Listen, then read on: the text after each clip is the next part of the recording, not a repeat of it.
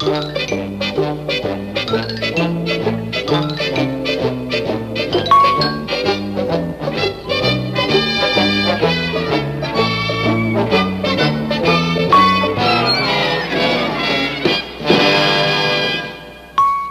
Shaggy, and Scooby-Doo are right in the middle of another mystery, the Great Grammar Hunt.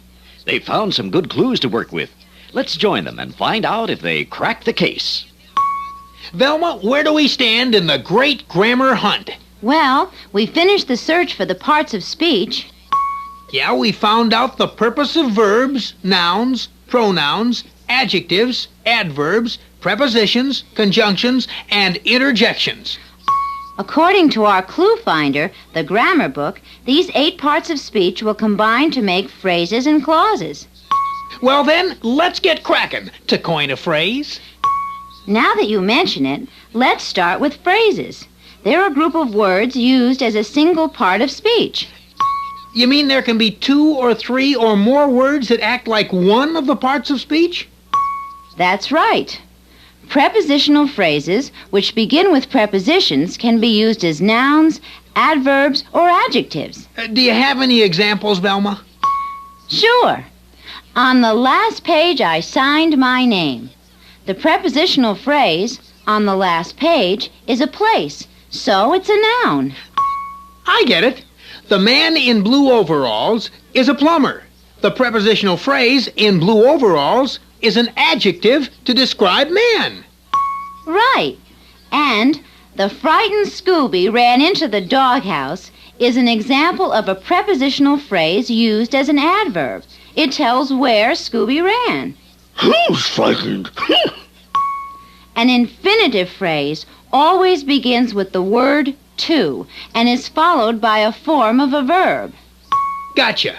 An infinitive phrase can also be used as a noun, adjective, or an adverb. To write poetry was Scooby's ambition. To write poetry is used as a noun. A farmer has many fences to mend. To mend is an infinitive phrase used as an adjective to modify fence. He's working hard to do a good job. Now the phrase is used as an adverb to describe the verb working. Let's keep going. Things are starting to fit together. Participle phrases are verbal phrases used as adjectives. Carrying a heavy bag, the mailman walks many miles a day. Or, having carried a heavy sack all day, the mailman was tired. I've discovered one more. The gerund. It's also a form of verb, and it ends in ing. This type of phrase is always used as a noun. Racing cars over a city street is dangerous. I've got a great idea, Velma. Let's continue our investigation while we stop for a snack in the park. You might say, a pause for a clause? That's a terrible pun, but clauses are next in our hunt. Let's see. A clause is also a group of words used together, but it contains a subject and a verb. Let's talk about subordinate clauses first. What is a subordinate clause? A subordinate or dependent clause, as it's often called, has a subject and a verb like all clauses. But it's a lesser idea that cannot stand alone. It must be attached to a main clause which does express a complete idea. Could you give me an example? Okay.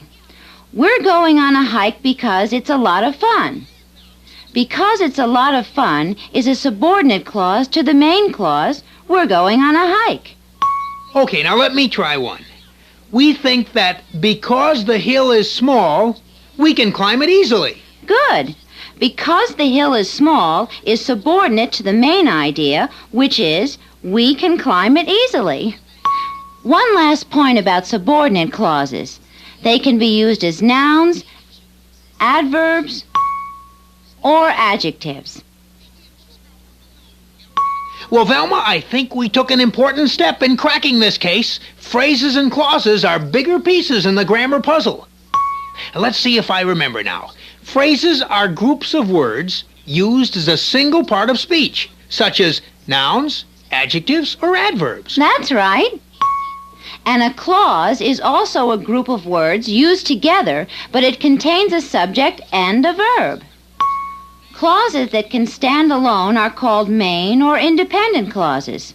Those that cannot stand alone and must be attached to a main clause are called dependent or subordinate clauses. Velma, I think we should take a break before we jump into the rest of this case. I think somebody already beat you to it. It looks like Scooby has sunk his claws into some dessert. That doesn't phrase me a bit. I'll just join him. Oh.